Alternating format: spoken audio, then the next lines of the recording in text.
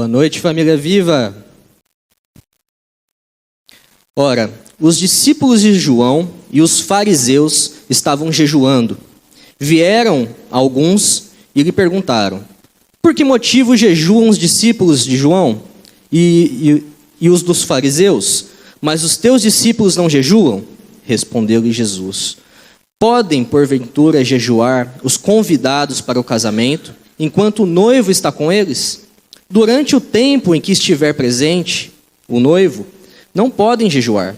Dias virão, contudo, em que lhes será tirado o noivo, e nesse tempo jejuarão. Ninguém costura remendo de pano novo em veste velha, porque o remendo novo tira parte da veste velha e fica maior a rotura. Ninguém põe vinho novo em odres velhos, do contrário, o vinho romperá os odres, e tanto se perde o vinho como os odres. Mas se põe-se vinho novo em odres novos. Amém? Vamos orar. Senhor Deus, nosso Pai amado, nosso Pai de graça. Senhor, que nós cremos que o Senhor está presente nessa noite, neste lugar, que nós estamos reunidos aqui, ó Pai, em Tua presença. Esperamos que o Senhor nos toque no fundo da nossa alma, no fundo do nosso espírito, da nossa consciência carnal, que o Senhor traga algo de novo, que o Senhor nos incomode nesta noite, para que podamos mudar, para que possamos chegar mais perto de Ti, para que possamos, ó Pai, viver o verdadeiro evangelho que o Senhor tem para nós. Diante de Ti, ó Pai, tenha misericórdia da nossa humanidade. E assim, que o Senhor nos abençoe. Amém. Amém. Meus irmãos, vocês estão diante de um ser curioso. Eu sou uma pessoa muito curiosa, muito questionadora, no bom sentido, e cheia dos porquês.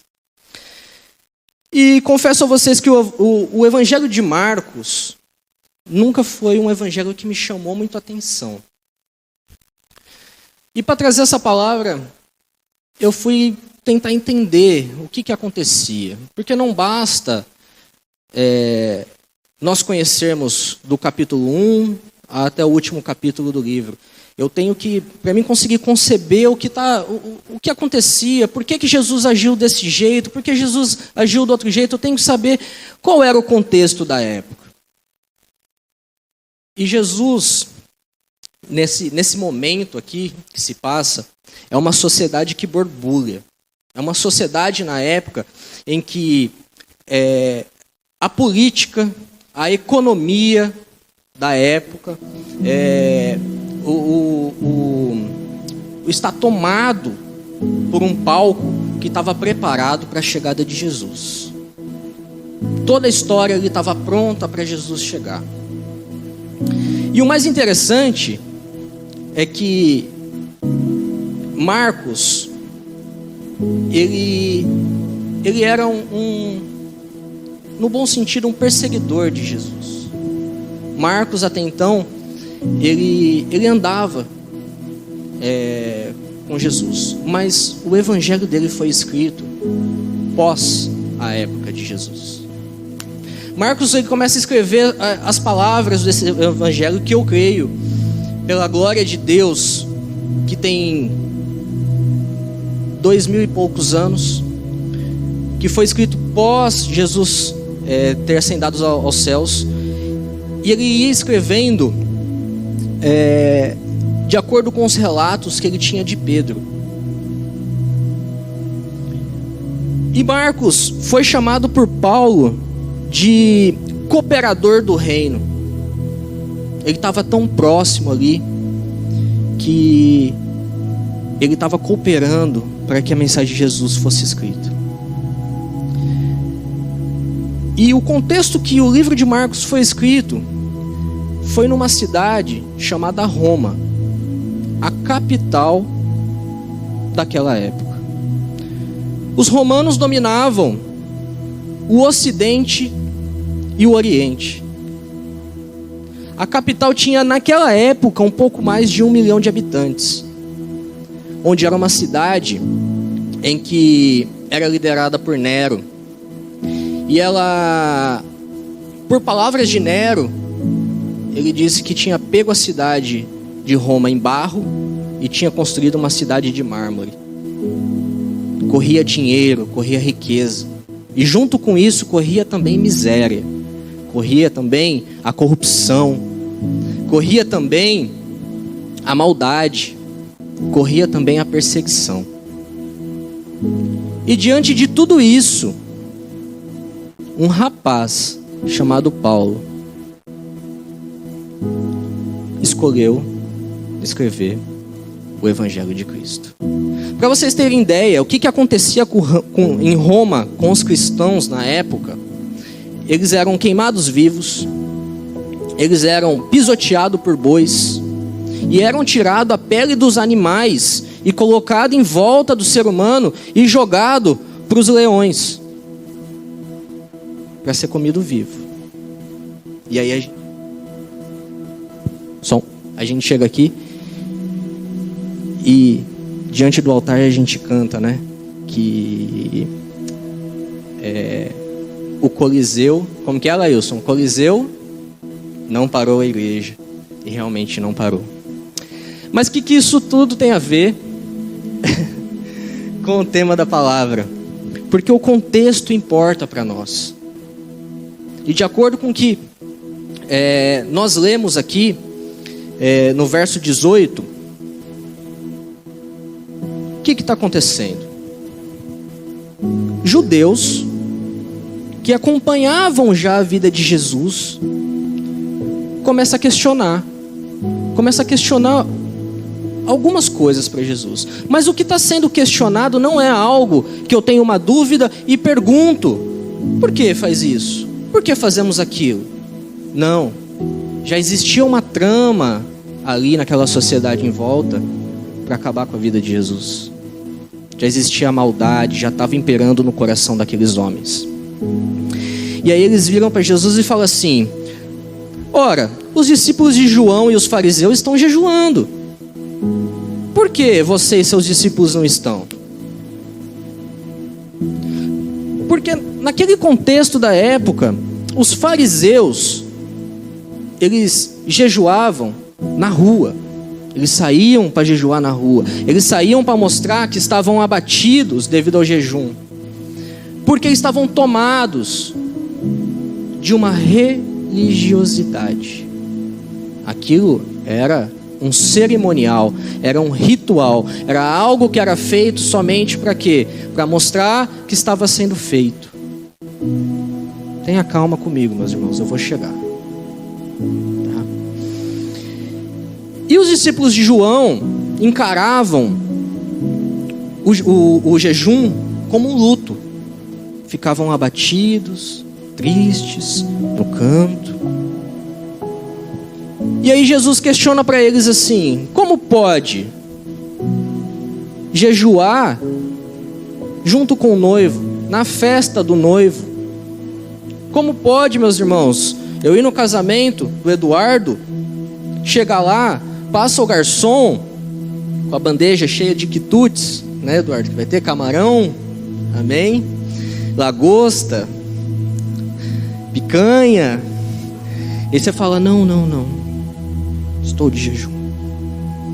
Tá? O que eu quero que vocês entendam é que no contexto da época, Jesus se utiliza de uma parábola para falar de um casamento, porque casamento era uma das maiores festas que existiam. O casamento era mais de 7 dias. No casamento, todos comiam, se fartavam. Até os moradores de rua se achegavam para comer. E o que Jesus está falando aqui é que a festa está pronta, o noivo está ali para desfrutar, para ter felicidade, para ter alegria.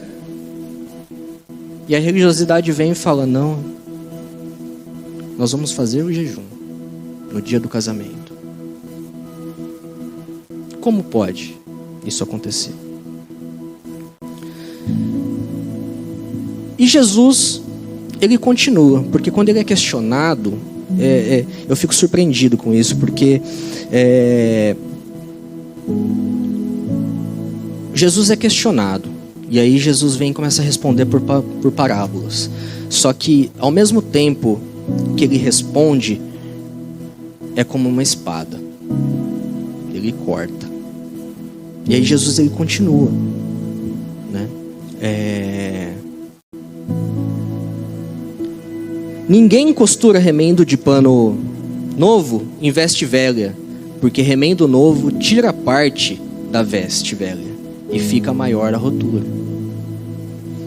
E aí, Jesus vai falar o seguinte: estou aqui, eu estou cumprindo a lei, só que eu vim para aqueles, para acabar com a lei antiga, para vir com a lei nova. E vocês querem pegar tudo aquilo que é velho, que está na lei, que é religiosidade, que é algo que vocês não fazem de coração e quer trazer para algo novo. E não dá. E nós, muitas vezes na nossa vida, eu vou me concentrar um pouco mais nesse versículo. Imagina que a nossa vida é uma vestimenta. E eu me coloco também nessa questão. Todos nós que estamos aqui, todos, sem exceção, muitas vezes nós tentamos pegar uma fração do evangelho e falar: olha, me cabe certinho, é só cirzir, é só costurar por cima um paninho novo, porque isso aqui é bom para mim, mas aquilo ali não. E aí nós vamos fragmentando o evangelho e vamos fazendo. Aqui em Portugal tem patchwork, sabe o que é patchwork? Patchwork no Brasil é algo que as mulheres fazem, que é pegar vários tecidos e fazer uma bolsa. São vários tecidos costurados juntos que fazem uma bolsa, faz uma calça, faz um vestido. E aí nós vamos querendo fazer um patchwork do Evangelho de Deus, do Evangelho de Jesus, porque isso me serve, aquilo não serve. Até aqui eu posso ir, até ali não. Meus irmãos, deixa eu falar uma coisa para vocês. Essa é uma igreja que busca muito servir.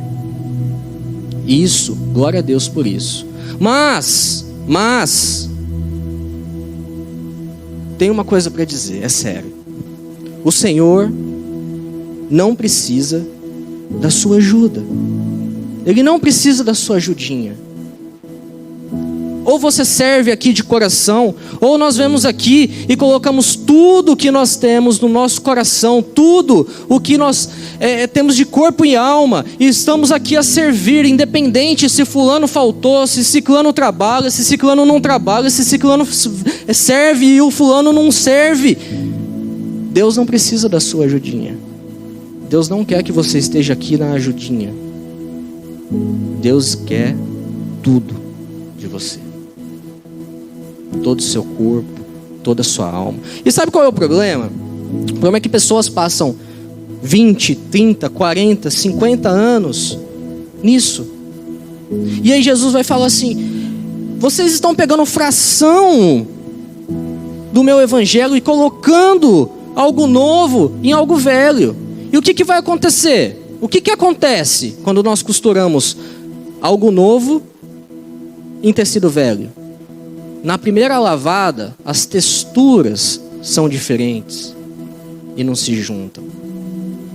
E aí, o buraco que você tinha vai ficando muito maior.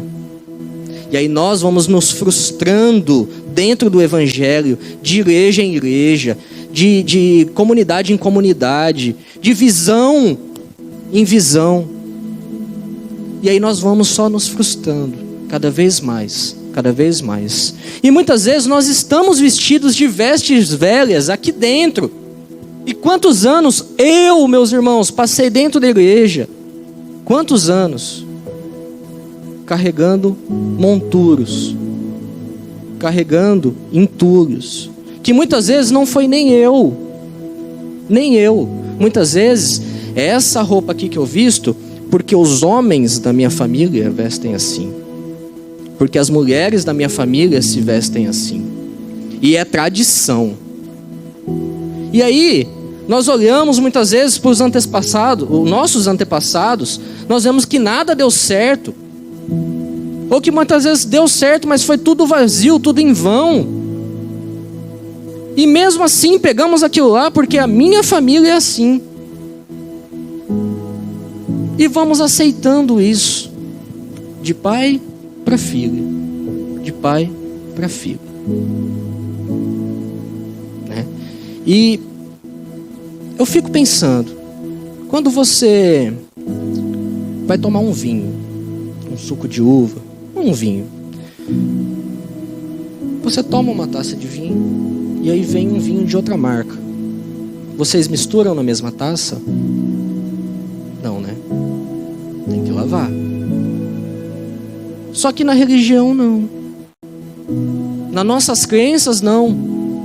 Nós queremos fazer o nosso Jesus, o nosso evangelho, o que a gente acha que é bom, e vamos construindo um Frank Jesus Stein nosso. Mas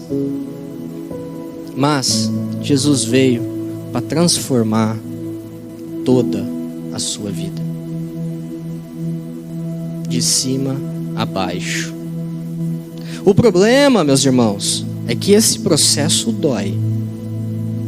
O problema é que o fato de eu tirar essa roupa velha, essa vida velha, esses monturos que tem de geração em geração, ou que nós construímos, ou que nós cavamos, ou que nós nos frustramos, você tem que ficar nu. E qual é o problema de ficar nu? É que quando nós resolvemos deixar tudo isso para trás, nós vamos ficar nu diante do Senhor dos Exércitos.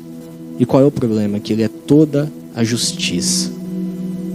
E quando nós olhamos a nossa pequenez, os nossos pecados, quando nós olhamos tudo aquilo que fazemos de ruim, o quanto miserável nós somos diante de tanta justiça, nos envergonhamos do que somos. E esse processo poucos querem passar. Só que ao mesmo tempo que o Senhor vem com toda a sua justiça, Ele vem com toda a sua graça, com vestes novas, brancas, cheias do Teu Espírito, que nos enche, e que muitas vezes nós até queremos essa veste, mas não queremos pagar o preço por ela. Nós não queremos retirar tudo de uma vez. E vamos entre derrotas e vitórias, entre erros e acertos, em todo esse alinhavo da nossa vida, essa bagunça que é. Nós costuramos algo bonitinho e falamos para Deus: olha, papai, o que eu fiz. E aí Jesus olha e fala: não vai dar certo. Não vai dar certo. Nessa sociedade da época em que estava pronta para receber Jesus, cada vez que nós nos prostramos diante da palavra, eu vejo que em 2000 anos, nós, seres humanos, não mudamos. Quase nada. E que há 2000 anos, Jesus veio ao mundo para nos salvar. E nós, seres humanos, olhamos tudo que Jesus fez, as curas, as ressuscitações, o perdão dos pecados, e o matamos. Simples assim. Resolvemos que Ele queria tomar o lugar de alguém, que Ele era o rei dos judeus, e assim o poder matou Jesus. A escama dos nossos olhos matou Jesus. Amém? E aí ele continua: ninguém põe vinho novo em odres velhos, do contrário. O vinho romperá os odres, e tanto se perde o vinho como os odres. O que acontecia? Os vinhos eram colocados... O que é um odre? É um recipiente de couro. E aí, quando você coloca vinho novo, ele ainda está em processo de fermentação. E aí, quando você coloca o vinho novo em odre novo, o couro ele tem a capacidade de se dilatar, porque essa fermentação vai gerar gases. Mas o que acontece quando você coloca vinho velho, vinho novo em odre velho? Ele não consegue mais se dilatar, ele vai rasgar, ele vai estourar. E é isso que acontece com a nossa vida, quando nós não aceitamos de fato um evangelho 100% para nossas vidas. Jesus veio e morreu para nos salvar. Amém? Naquela cruz tinha 100% de Jesus ali. Já pensou se fosse como nós? Jesus falava, não, prega só um braço, que é isso que me serve, é isso que me basta. Não, eu estou aqui nessa noite para falar que o Senhor quer você por inteiro. Ainda dá tempo. Ao findar desse ano, ainda dá tempo. Ainda dá tempo. O Senhor tem te chamado, meu irmão. O Senhor tem te chamado, minha irmã. E eu complemento, para finalizar, podemos nos colocar de pé. Amém? Que está lá em Isaías, capítulo 58. Abaixe sua cabeça por um momento.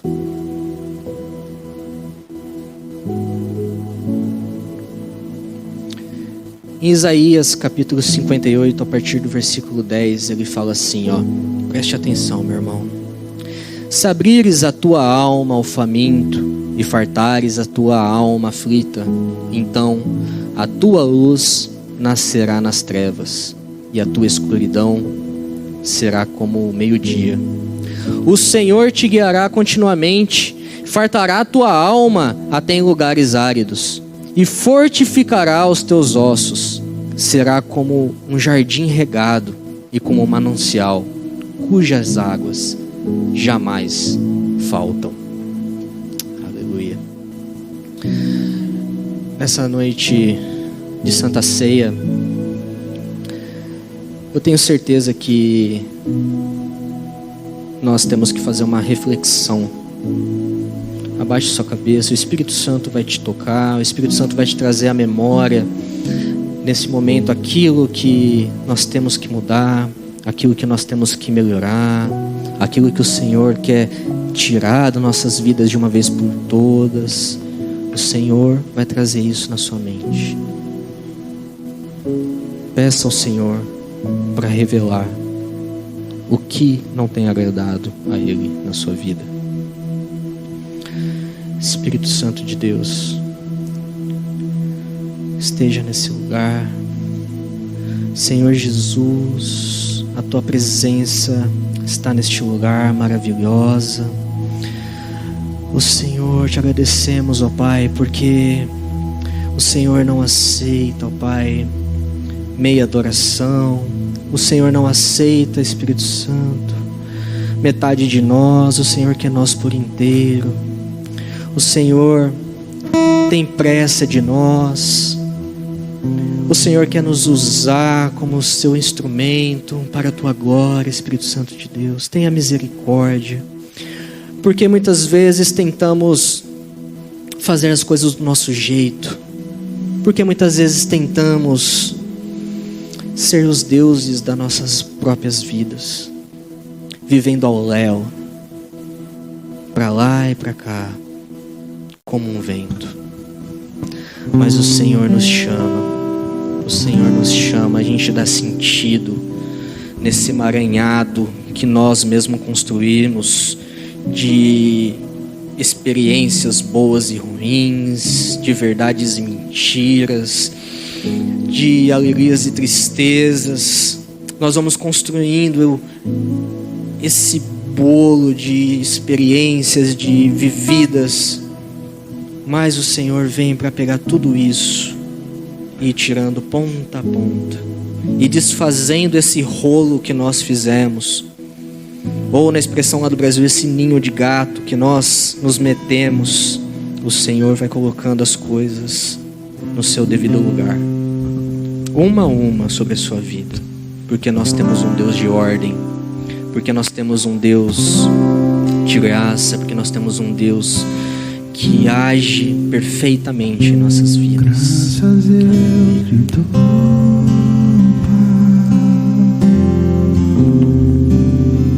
pelo preço que pago, sacrifício de amor,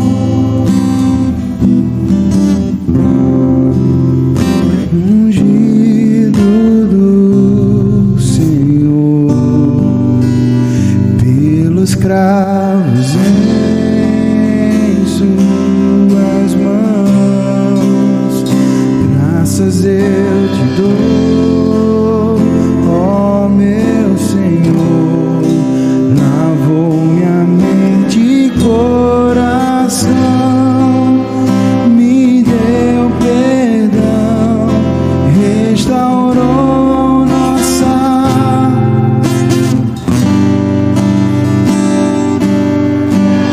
Digno é o Senhor,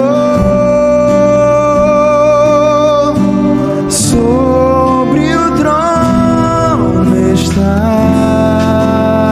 Você recebeu a palavra nessa noite. Soberano, Reflete agora como você vai responder aquilo que Deus falou com você. Elevo minhas mãos ao Cristo que tem que ser Cordeiro de Deus, morreu por mim,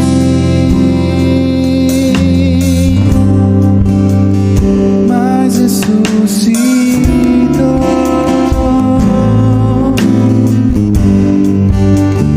Digno é o Senhor,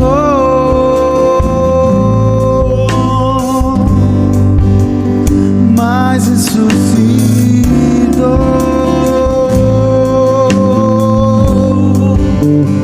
Digno é o Senhor. Quero orar com você nesse momento.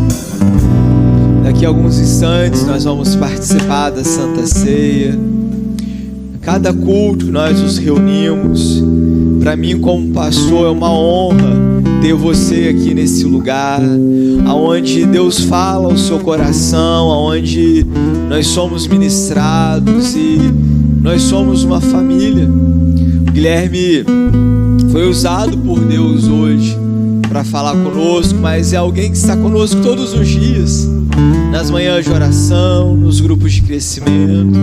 Deus te convida a fazer parte dessa família. Nessa grande questão, como resolver do vinho novo, o vinho velho, remendo de roupa, em roupa nova, roupa velha, nós não temos condições de participar do corpo de Cristo por nós mesmos. É o sacrifício de Jesus que nos torna capazes. Nós não temos roupa para estar diante da presença dele. É ele que nos dá vestes novas, é ele que nos purifica, é ele que nos santifica. Talvez você entrou aqui hoje subjugá-lo com tantos pensamentos negativos. Talvez você entrou nesse ambiente envergonhado, desanimado, mas o nosso Deus, ele é justo. Ele não inocenta o pecador, Ele castiga, mas antes de qualquer coisa, Ele se fez castigo para que você não precisasse sofrer. Ele sofreu todo o peso do pecado, Ele levou sobre si, para que hoje você entrasse aqui e ao ouvir essas canções, ao ser ministrado, pudesse sentir um toque de Deus. É real o que você está a sentir, é Deus nesse lugar, é a presença dEle te envolvendo. Você homem, você mulher, você que já está há algum tempo, você que está aqui pela primeira vez, Ele nos faz santos. Nós vamos participar da Santa Ceia. Santa Ceia é participar do corpo de Cristo. Nós comemos o pão, bebemos o sumo, representa a vida em família, a submissão ao Cristo, que é o cabeça do corpo. E a Bíblia também nos ensina a não participar de qualquer maneira. Você já confessou Jesus como Senhor da sua vida? É uma oportunidade nesse momento. Eu vou orar a seguir. Talvez você ainda não entregou a sua vida, está com a roupa toda suja, velha, gastada. Eu ofereço para você hoje, por causa do sacrifício de Jesus, vestes novas.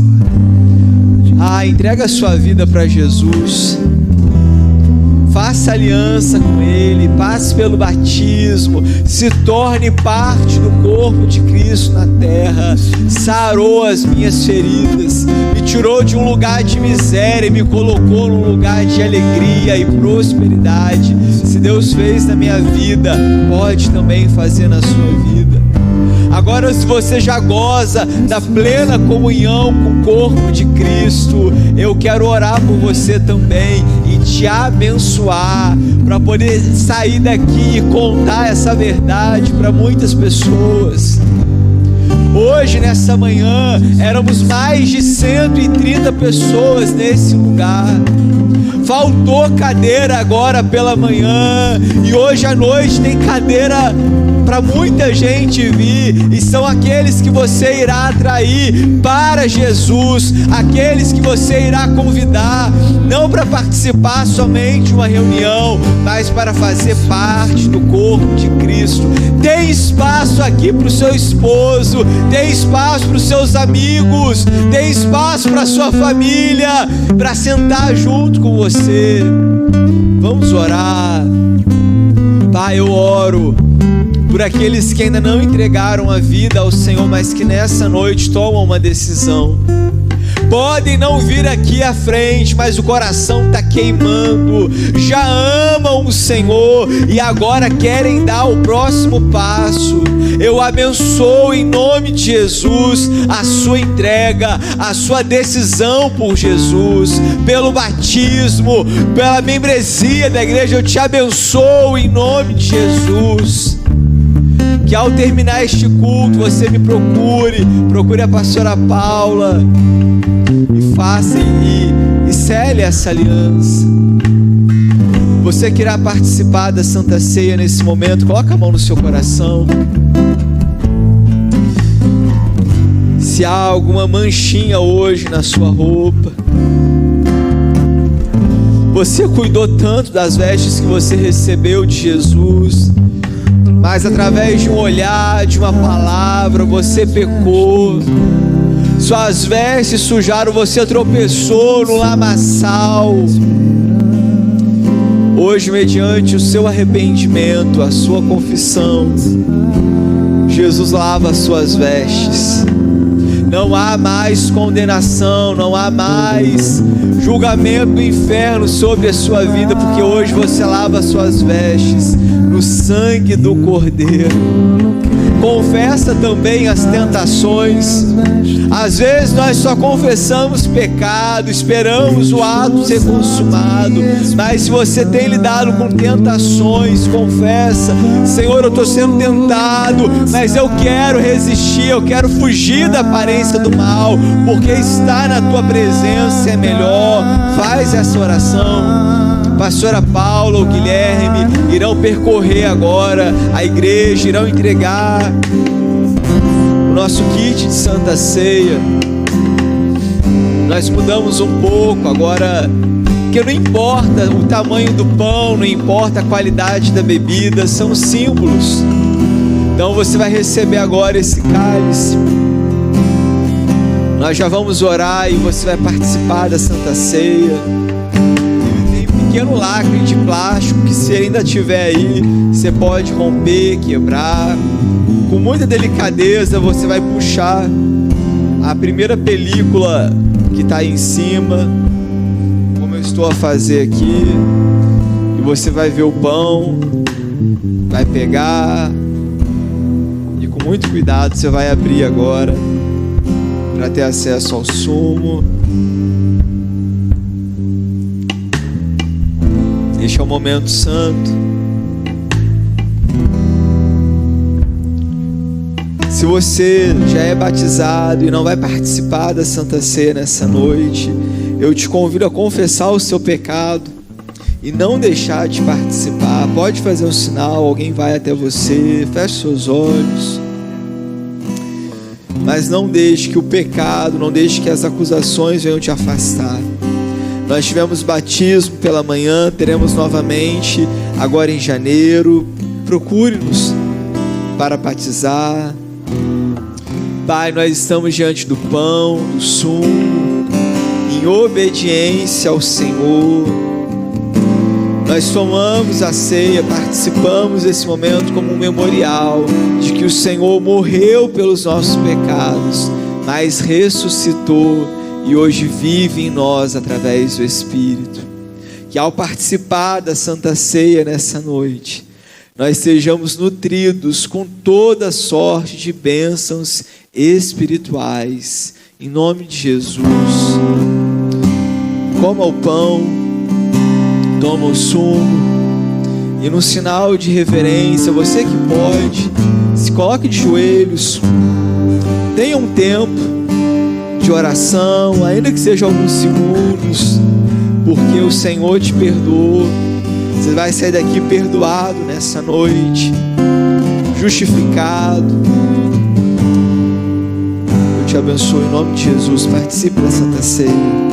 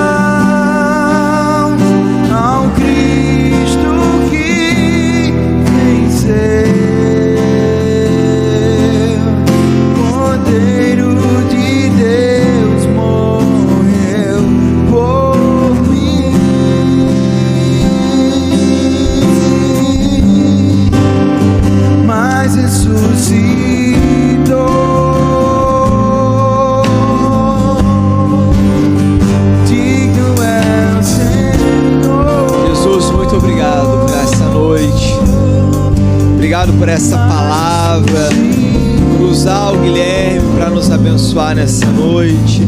Obrigado por aqueles que estão pela primeira vez acompanhando em direto, primeira vez neste culto. Eu abençoo cada homem, cada mulher aqui nessa noite com toda sorte de bênçãos. Eu abençoo a sua semana, eu abençoo o seu trabalho, o seu relacionamento, segundo a palavra, segundo a vontade de Deus, em nome de Jesus. Que você pregue o Evangelho, que você faça discípulos nessa semana. Amém? Você que está pela primeira vez, tem uma prenda para te oferecer ali na entrada da igreja. Nós temos o Viva Café. Dá um abraço no seu irmão, na sua irmã. Nas redes sociais, no grupo da igreja, vamos partilhar todas as informações. Esperamos te ver durante a semana, viu? Deus te abençoe.